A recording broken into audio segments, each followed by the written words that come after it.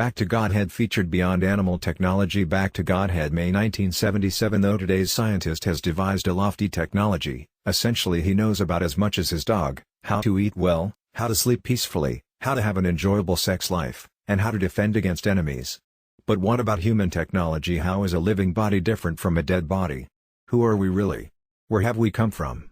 Where are we going at death? We can find out all these things from someone who knows. An excerpt from Krishna Consciousness, The Matchless Gift, by His Divine Grace A.C. Bhaktivedanta Swami Prabhupada. The purpose of this Hare Krishna movement is to bring man back to his original consciousness, which is Krishna consciousness, clear consciousness. When water falls from the clouds, it is uncontaminated like distilled water, but as soon as it touches the ground it becomes muddy and discolored. Similarly, we are originally pure spirit soul, part and parcel of Krishna, and therefore our original constitutional position is as pure as God's. In Bhagavad Gita, Sri Krishna says, Mama evamsa yua loke ye bhuta sanatana manasa stanindriyani prakritisthani karsati. The living entities in this conditioned world are my fragmental parts, and they are eternal. But due to conditioned life, they are struggling very hard with the six senses, which include the mind, BG 15.7. Thus all living entities are part and parcel of Krishna. By Krishna it should always be remembered that we are speaking of God, Krishna denoting the all-attractive Supreme Personality of Godhead. As a fragment of gold is qualitatively the same as a gold reservoir, so the minute particles of Krishna's body are therefore qualitatively as good as Krishna. The chemical composition of God's body and the eternal spiritual body of the living entity is the same, spiritual. Thus originally, in our uncontaminated condition, we possessed a form as good as God's, but just as rain falls to the ground, so we come in contact with this material world, which is manipulated by the external material energy of Krishna. When we speak of external energy or material nature, the question may be raised, whose energy? Whose nature? Material energy or nature is not active independently. Such a concept is foolish. In the Bhagavad Gita it is clearly stated that material nature does not work independently. When a foolish man sees a machine he may think that it is working automatically, but actually it is not. There is a driver, someone in control, although we sometimes cannot see the controller behind the machine due to our defective vision. There are many electronic mechanisms which work very wonderfully, but behind these intricate systems there is a scientist who pushes the button. This is very simple to understand. Since a machine is matter, it cannot work on its own accord but must work under spiritual direction. A tape recorder works, but it works according to the plans and under the direction of a living entity, a human being. The machine is complete, but unless it is manipulated by a spirit soul, it cannot work. Similarly, we should understand that this cosmic manifestation which we call nature is a great machine, and that behind this machine there is God, Krishna. This is also affirmed in Bhagavad Gita, where Krishna says, Mayajiksena prakrishsuyat sakarakaram he tunananya kanti jagad viparivartate. This material nature is working under my direction, O son of Kunti, producing all the moving and unmoving beings, and by its rule this manifestation is created and annihilated again and again. BG 9.10. So Krishna says that material nature is acting under his direction. Thus behind everything there is a supreme controller. Modern civilization does not understand this due to lack of knowledge. It is the purpose of this society for Krishna consciousness, therefore, to enlighten all people who have been maddened by the influence of the three modes of material nature. In other words, our aim is to awaken mankind to its normal condition. There are many universities, especially in the United States, and many departments of knowledge, but they are not discussing these points. Where is the department for this knowledge that we find given by Sri Krishna in the Bhagavad Gita? When I spoke before some students and faculty members at the Massachusetts Institute of Technology, the first question I raised was, where is the technological department which is investigating the difference between a dead man and a living man? When a man dies, something is lost. Where is the technology to replace it? Why don't scientists try to solve this problem? Because this is a very difficult subject matter. They set it aside and busily engage in the technology of eating, sleeping, mating, and defending. However, Vedic literatures inform us that this is animal technology. Animals are also trying their best to eat well, to have an enjoyable sex life, to sleep peacefully, and to defend themselves. What, then, is the difference between man's knowledge and the animal's knowledge? The fact is that man's knowledge should be developed to explore the difference between a living body and a dead body. That spiritual knowledge was imparted by Krishna to Arjuna in the beginning of the Bhagavad Gita. Being a friend of Krishna's, Arjuna was a very intelligent man, but his knowledge, as all men's, was limited. Krishna spoke, however, of subject matters which were beyond Arjuna's finite knowledge. These subjects are called adhok saja because our direct perception, by which we acquire material knowledge, fails to approach them. For example, we have many powerful microscopes to see what we cannot see with our limited vision, but there is no microscope that can show us the soul within the body. Nevertheless, the soul is there. Where am I? What am I? Bhagavad Gita informs us that in this body there is a proprietor, the spirit soul. I am the proprietor of my body, and other souls are the proprietors of their bodies. I say, my hand, but not I hand. Since it is my hand, I am different from the hand, being its owner. Similarly, we speak of my eye, my leg, my this, my that. In the midst of all of these objects which belong to me, where am I? The search for the answer to this question is the process of meditation. In real meditation, we ask, where am I? What am I? We cannot find the answers to these questions by any material effort, and because of this all the universities are setting these questions aside. They say, it is too difficult a subject. Or they brush it aside, it is irrelevant. Even the most complicated computers need trained men to handle them. Similarly, we should know that this great machine, which is known as the cosmic manifestation, is manipulated by a supreme spirit. That is Krishna. Thus engineers direct their attention to creating and attempting to perfect the horseless carriage and wingless bird.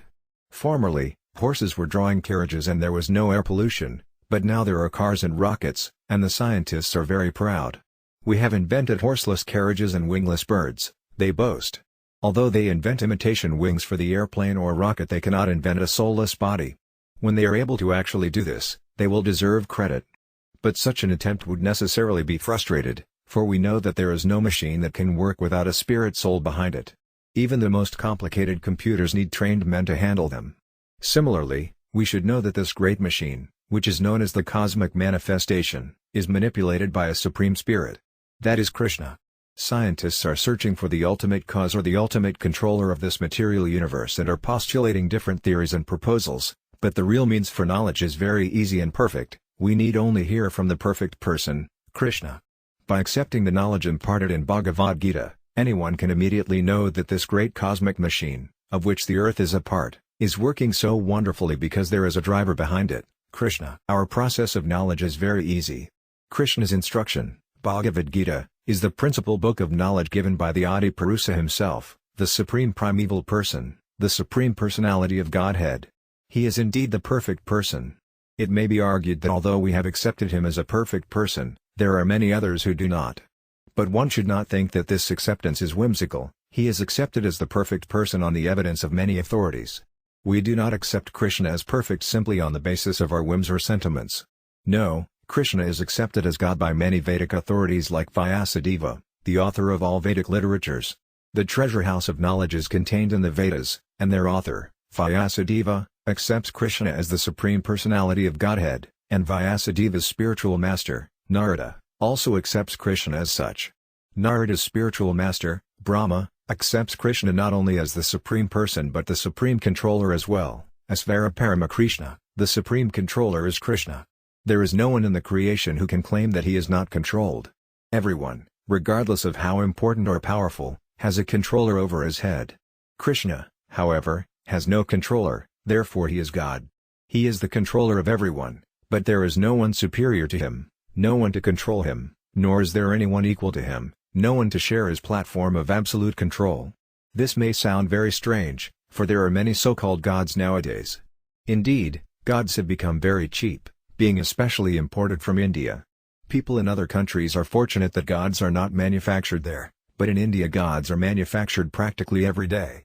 We often hear that God is coming to Los Angeles or New York and that people are gathering to receive him, etc. But Krishna is not the type of God created in a mystic factory. No. He was not made God, but he is God. We should know, then, on the basis of authority, that behind this gigantic material nature, the cosmic manifestation, there is God, Krishna, and that he is accepted by all Vedic authorities. Acceptance of authority is not new for us. Everyone accepts authority, in some form or another. For education we go to a teacher or to a school or simply learn from our father and mother. They are all authorities, and our nature is to learn from them. In our childhood we asked, "Father, what is this?" And father would say, "This is a pen. These are spectacles, or this is a table." In this way, from the very beginnings of life a child learns from his father and mother. A good father and mother never cheat when their son inquires from them, they give exact and correct information. Similarly, if we get spiritual information from an authority, and if the authority is not a cheater, then our knowledge is perfect. However, if we attempt to reach conclusions by dint of our own speculative powers, we are subject to fall into error. The process of induction, by which, reasoning from particular facts or individual cases, one can arrive at a general conclusion, is never a perfect process. Because we are limited and our experience is limited, the inductive process of acquiring knowledge will always remain imperfect. Krishna, the perfect source of knowledge. But if we receive information from the perfect source, Krishna, and if we repeat that information, then what we are speaking can also be accepted as perfect and authoritative. This process of parampara, or disciplic succession, means hearing from Krishna, or from authorities who have accepted Krishna, and repeating exactly what they have said. In Bhagavad Gita, Krishna recommends this process of knowledge, evam parampara praptam imam rajasayovaja. This supreme science was thus received through the chain of disciplic succession, and the saintly kings understood it in that way. BG 4.2 Formerly, knowledge was passed down by great saintly kings, who were the authorities. In previous ages, however, these kings were great learned scholars and devotees, and because they were not ordinary men, the government which they headed worked very nicely. There are many instances in Vedic civilization of kings who attained perfection as devotees of God. For example, Dhruva Maharaja went to the forest to search out God, and by practice of severe penance and austerity he found God within 6 months. Scientists are searching for the ultimate cause or the ultimate controller of this material universe and are postulating different theories and proposals, but the real means for knowledge is very easy and perfect. We need only hear from the perfect person, Krishna. The Krishna consciousness process is also based on austerity, but it is not very difficult. There are restrictions governing eating and sex life. Only prasada, food first offered to Krishna, is taken, and sex is restricted to married life, and there are other regulations which facilitate and foster spiritual realization. It is not possible in these days to imitate Dhruva Maharaja, but by following certain basic Vedic principles, we can make advancement in spiritual consciousness, Krishna consciousness. As we advance, we become perfect in knowledge. What is the use in becoming a scientist or a philosopher if we cannot say what our next life will be? A realized student of Krishna consciousness can very easily say what his next life is, what God is, what the living entity is, and what his relationship with God is. His knowledge is perfect because it is coming from perfect books of knowledge, such as the Bhagavad Gita and the Srimad Bhagavatam. This, then, is the process of Krishna consciousness.